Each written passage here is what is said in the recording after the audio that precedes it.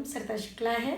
मैं अवंती बाई लखनऊ में 9 साल से परिवार कल्याण परामर्शदाता के पद पर कार्य कर रही हूँ। वहाँ पर महिलाओं को परिवार नियोजन से संबंधित जानकारी देती हूँ।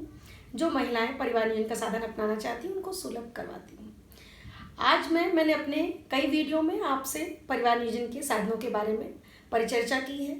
आज मैं एक परिवार नियोजन के साधन में एक इजी पिल्स है जो कि हम ये कह सकते हैं कि आकस्मिक गर्भ निरोधक दवा है, जिसके बारे में हमें जानना जरूरी है। जहाँ हम परिवार नियोजन के सारे साधन के बारे में जान रहे हैं, वहाँ आकस्मिक गर्भ निरोधक का एक साधन है जिसका नाम इजी पिल्स है, जो कि सभी सरकारी अस्पताल में फ्री में है।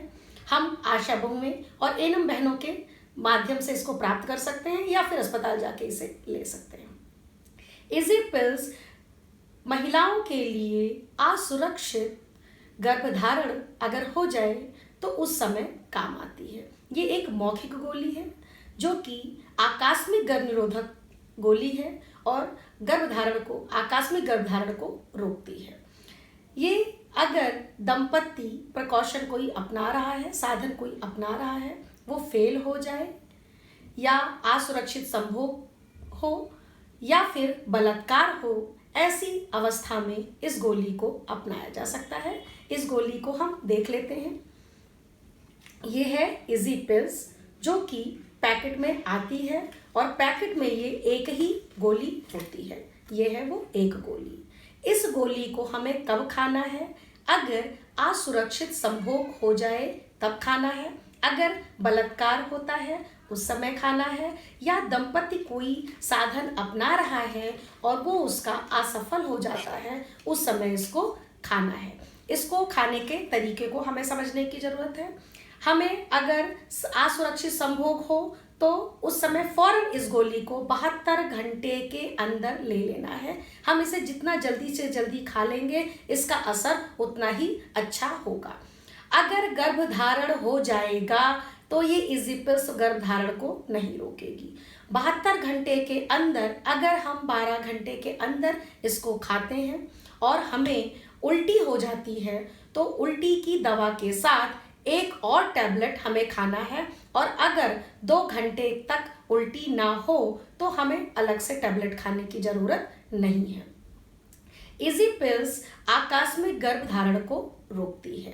कभी कभार दंपति प्रिकॉशन अपनाता रहता है, लंबे समय तक अपनाता है, और उसके अचानक असफल होने के कारण जब गर्भधारण हो जाता है तो उसे नहीं समझ में आता कि ऐसी अवस्था में वो क्या करे। तो उस समय वो एक गोली इजी पिल्स की अगर अपने पास रखता है और फौरन इसको खा लेती है महिला, तो गर्भधारण की संभावना नहीं होगी। अगर इसे सही तरीके से प्रयोग किया जाए तो 98% तक गर्भधारण नहीं होगा। ये प्रभावशाली है।